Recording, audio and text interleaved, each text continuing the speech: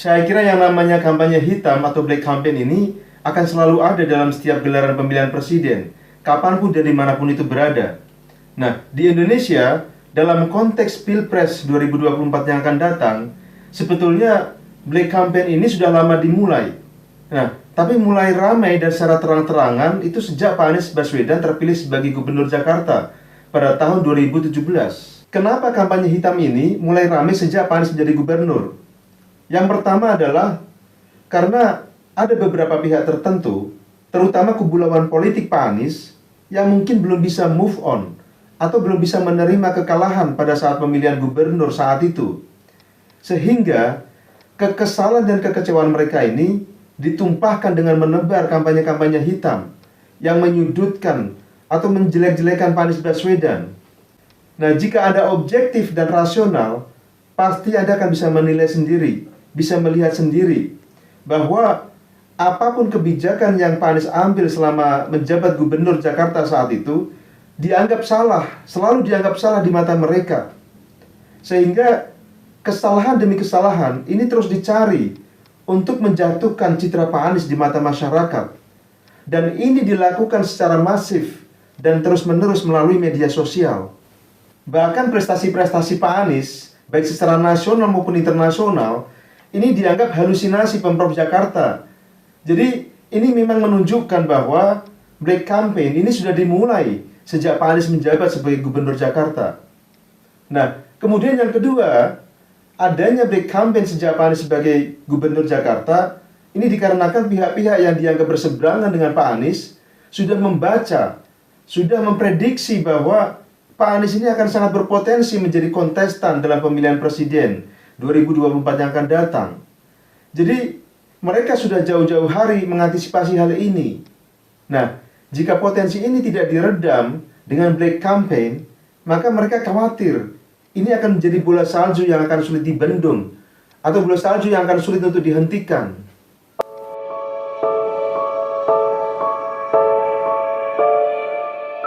Ya, saya kira kita bisa melihat sendiri di media sosial bahwa pihak-pihak yang berseberangan dengan Pak Anies ini sering memunculkan narasi-narasi yang lebay, narasi-narasi yang hiperbola.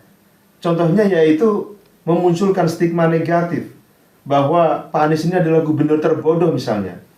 Padahal jika ada objektif melihat rekam jejak pendidikan Pak Anies ini, semua bisa melihat sendiri, semua bisa menilai sendiri bagaimana latar belakang studi beliau yang lulusan S3 dengan gelar doktor di Amerika lagi.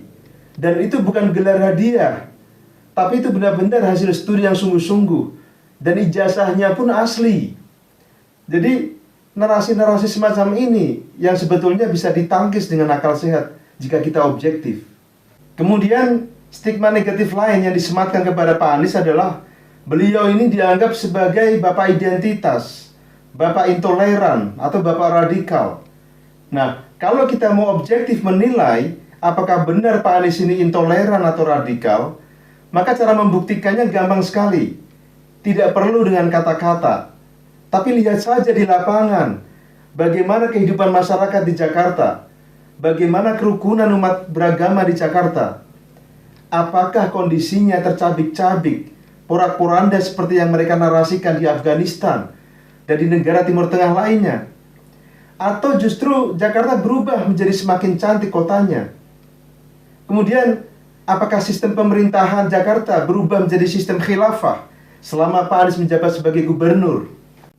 Kemudian, apakah kebijakan-kebijakan Pak Anies selama gubernur ini diskriminatif atau tidak?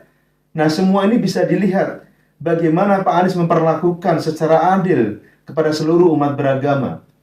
Apakah Pak Anies melarang pembangunan tempat ibadah selain masjid? Nah, jadi semua pertanyaan-pertanyaan ini hanya bisa dijawab dengan akal sehat dan rasionalitas.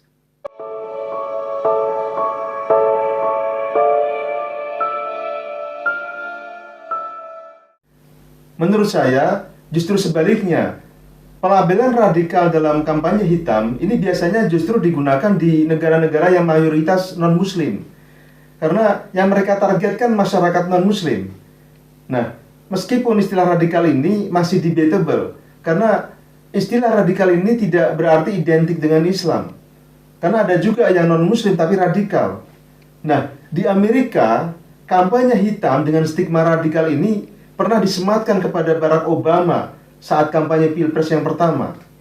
Jadi saat itu Obama dicap radikal karena dianggap dekat dengan kelompok Islam. Apalagi ada kata bahasa Arab di tengah namanya, yaitu kata Hussein, Barack Hussein Obama. Nah, selain itu, Barack Obama juga dikaitkan dengan kelompok Islam, Islam radikal, hanya karena pernah tinggal di Indonesia yang mayoritas agamanya adalah Islam. Tapi toh pada akhirnya yang terpilih menjadi presiden Amerika saat itu adalah Barack Obama. Nah, kenapa Barack Obama berhasil melewati kampanye-kampanye negatif ini? Yang pertama, karena masyarakat Amerika ini adalah masyarakat yang rasional. Mereka bisa memilah mana informasi yang benar, mana yang tidak. Mereka bisa membedakan mana yang hoax, mana yang fakta.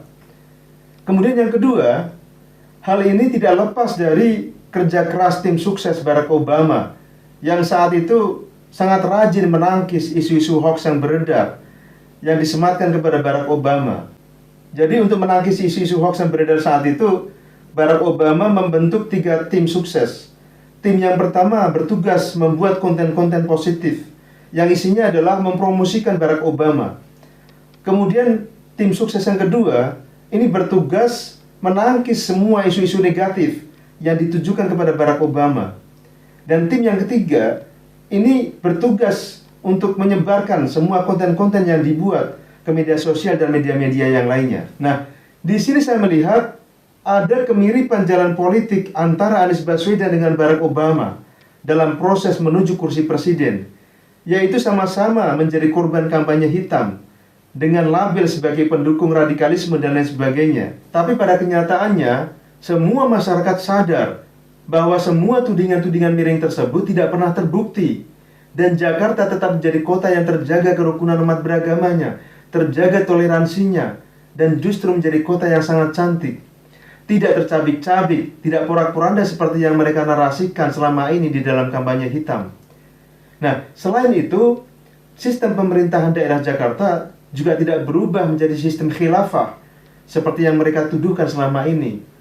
Jadi, ini menunjukkan bahwa selama ini Pak Anies ini memang benar-benar mendapatkan serangan kampanye hitam dari pihak-pihak yang tidak menginginkan Pak Anies menjadi presiden, yang ingin melakukan perubahan menuju Indonesia yang lebih baik. Nah, ketika masyarakat tidak menemukan bukti dari tuduhan-tuduhan mereka, maka ini justru mendatangkan simpati publik, karena beliau ini dianggap sebagai korban politik kampanye hitam yang justru menaikkan citra beliau di mata masyarakat. Dan bukan tidak mungkin simpati publik ini akan terus menggelinding dan menjadi dukungan yang lebih luas kepada Pak Anies Baswedan untuk menjadi presiden pada tahun 2024 yang akan datang.